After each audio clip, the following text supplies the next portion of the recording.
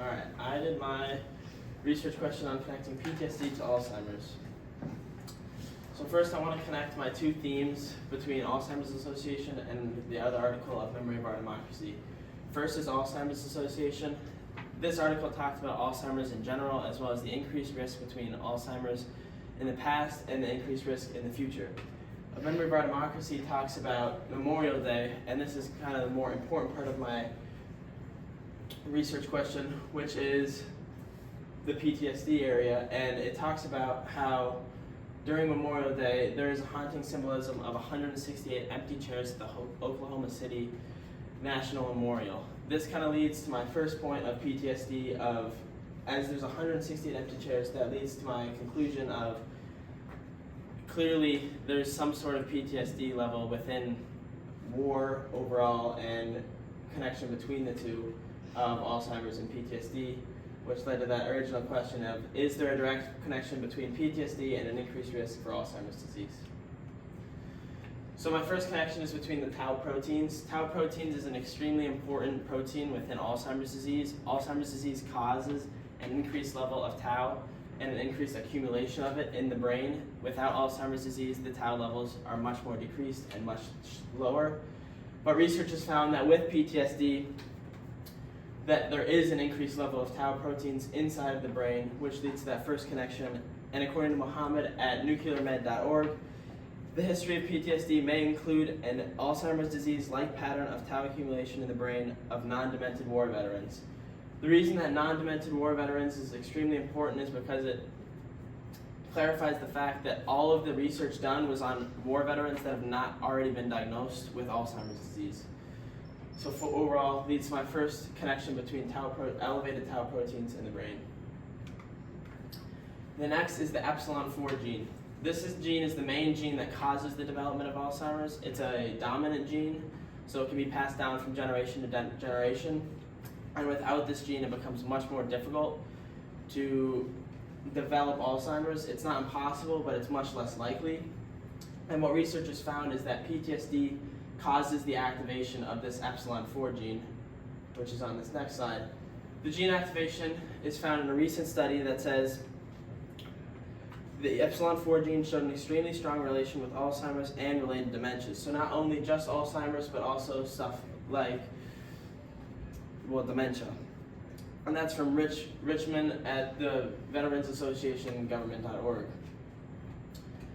This shows another way PTSD is related to Alzheimer's because of the epsilon-4 gene shown here, and a lot of the symptoms that, or a lot of the symptoms that epsilon-4 causes, as I said in the last slide, and that tau aggression, and a few others.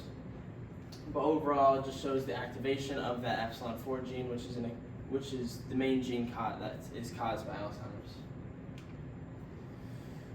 Another one is untreated PTSD.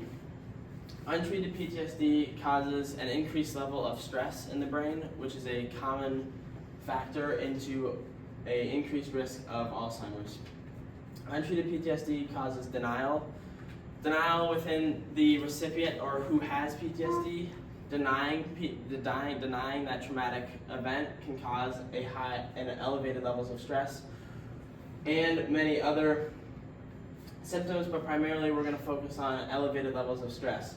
How it works. The elevated levels of stress can cause an increased risk for Alzheimer's, but also lower the cognitive ability. And lowering that cognitive ability can also lead to Alzheimer's and dementias, which are extremely related to Alzheimer's disease. What are the consequences of it? So untreated PTSD can cause Alzheimer's disease, dementias, and again, many of these other symptoms, including exclusion, difficulties with socialization, and drug abuse.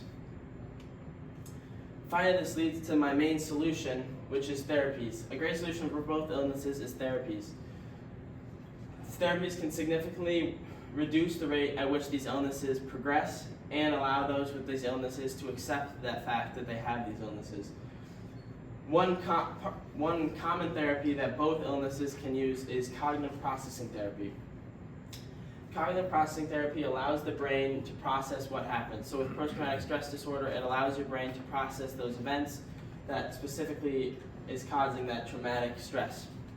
Or with Alzheimer's, it allows you to process the disease that you're going to have, the disease that you're going to go through, and the possibilities of what will happen.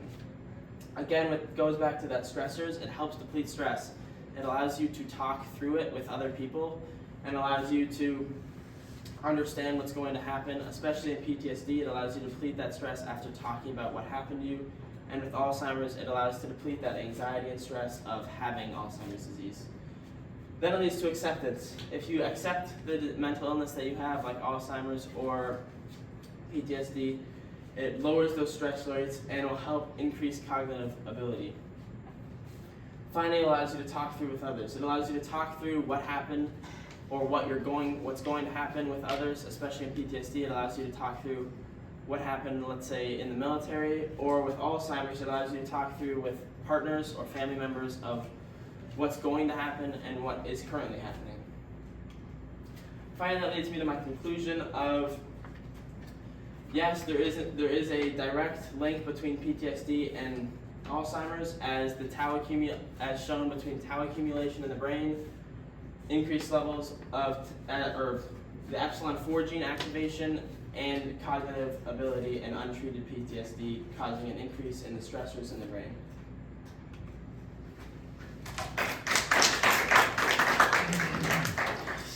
Hey, how did your research question evolve as you moved through the process? Yeah, so it started with is there a connection between the two, and then led to, is there an increased risk with PTSD? So does PTSD cause an increased risk for Alzheimer's, not just is there a connection between the two?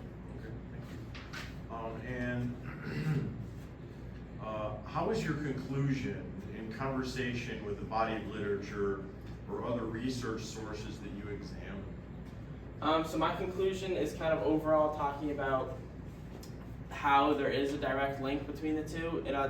Most of my sources talked about kind of a conclusion alike mine, especially with the tau aggressive. That's kind of the main leading factor right now, is how tau is accumulating in the brain in a like pattern between Alzheimer's and PTSD. Okay, thank you. A round of applause.